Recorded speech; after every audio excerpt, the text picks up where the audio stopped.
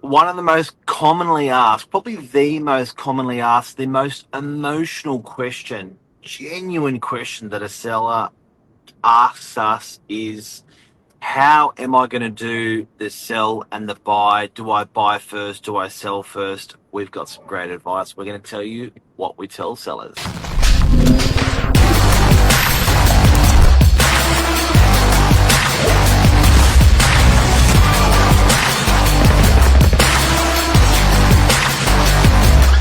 I'm the ringleader, so listen up. A very uprooting question, a very uprooting moment for people selling and buying at the same time. It Mm. is. It's going on in my household. That's how real it is. Oh no.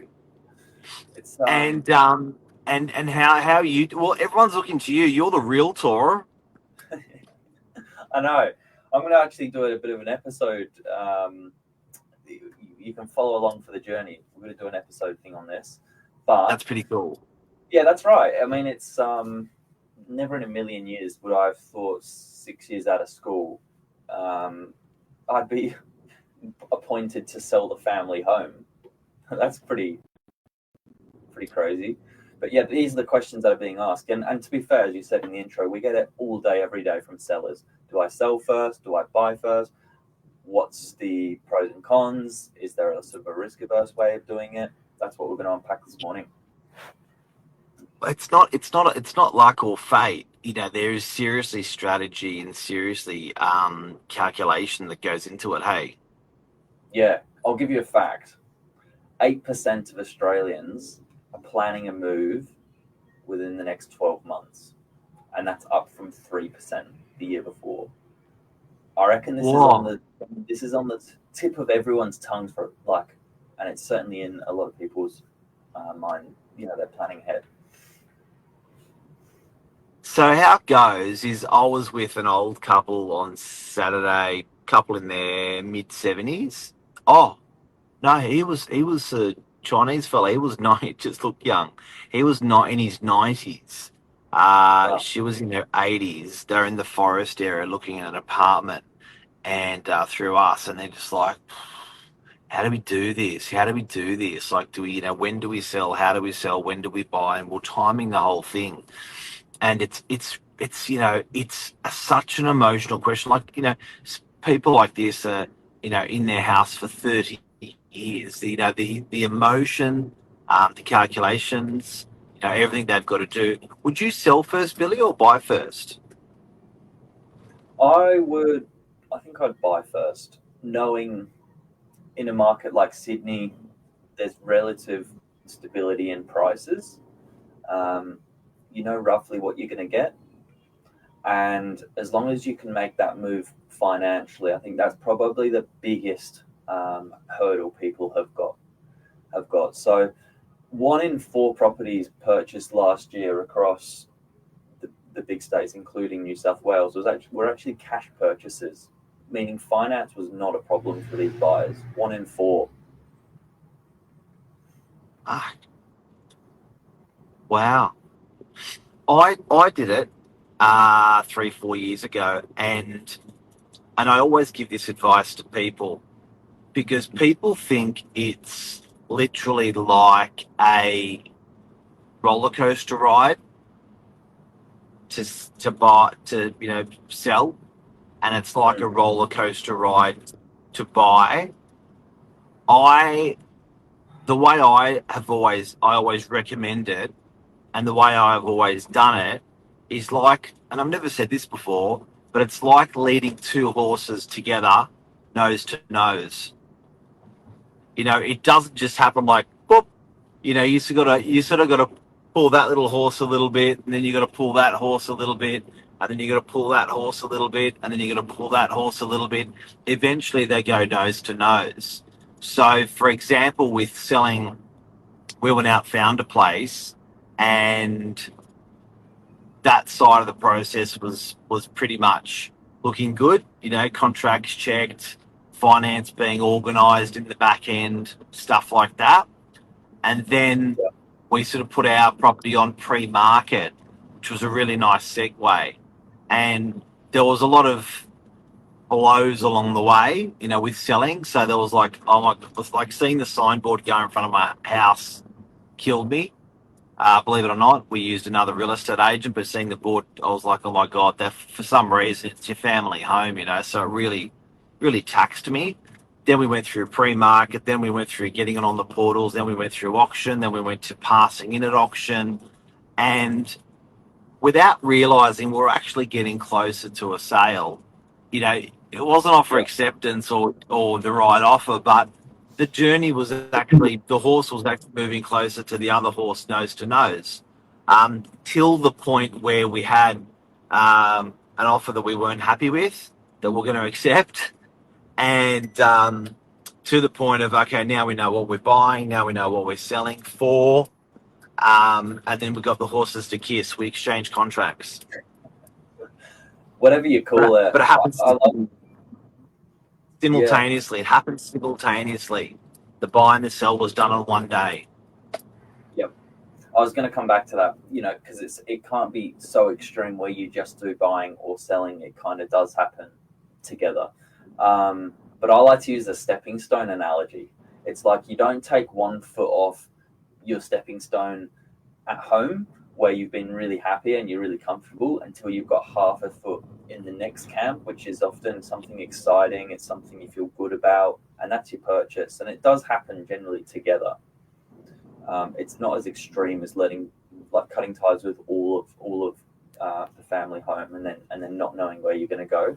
Quite often it happens together.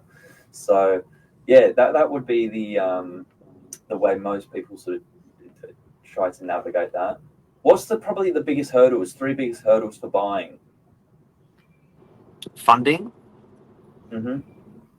Finding the right place. Access to stock. Yep. Agreed. And offer accepted, ready to sign the contract, which means offer accepted, like checking the contract, negotiating, stuff like that. I would have thought. You? Yeah. Spot on. Same thing. And selling. When it comes to selling, I mean, there's the little preparation work. Just getting into a bit of a sell mindset, but pre-market is a great way to do that. Yeah, I call it sell mode. Getting your home into sell mode. Yeah.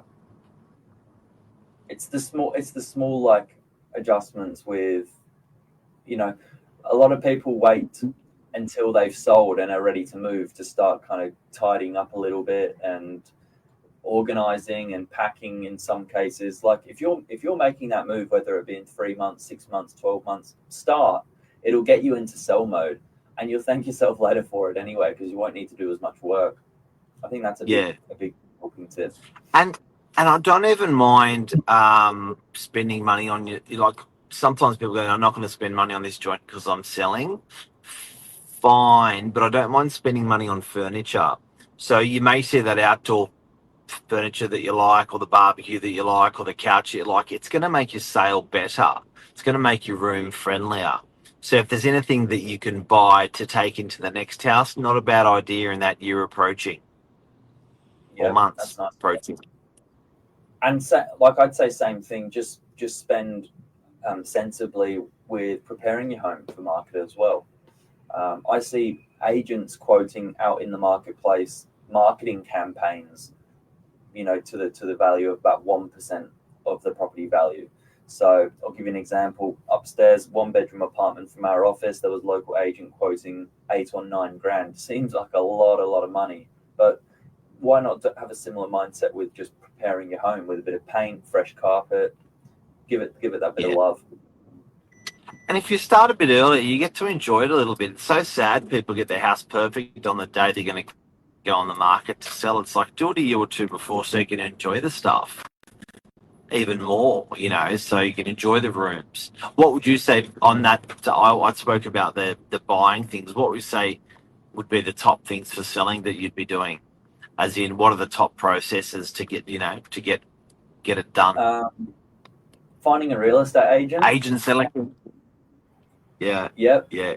Agent selection. The best way you can do that, I truly believe, is actually get out to some open homes and to kill two birds with one stone. Go and have a look at some properties, see what you like, see what you don't like, and also talk to an agent as if you're the buyer and interview them that way. So agent selection is a big one. Yeah. Probably finances again, just making sure everything's ready for a transaction. But I think it's an easier selling to then go and buy. Just bringing these two together, like the horse analogy or like the stepping stone analogy. That's it. It's not as scary as it sounds. I think the big one I could give everyone today as advice would be, Zach, away, engage a broker, boom. I think the big one that I would say would be is just 3-4 throws, because people abstain to buy, abstain to sell. Don't be shy about making an offer, a real offer on a real property through a real. Just putting an offer in, and don't be shy about getting a buyer through your property. And I think that sort of starts to, without realizing, that sort of starts to bring it all together and starts to mesh. So I think if the intention really is to go on to do the buy and the sell, just put some steps in that direction rather than no steps in that direction, which most people, that's what they do. They put no steps, think, I don't know why this doesn't happen for me. A false start's okay. Yeah. That's it. There's no more to it. That's the secret herbs and spices. That's the secret of herbs and spices. Believe it or not, we're very transactional. Lots of years of real estate between us, and that's what we see people out there do. So hopefully this helps. Yeah, absolutely. The small steps, all in the right direction. Thank you, Bill, and happy birthday as well for today. All right, see ya. Thank you so much. Bye-bye.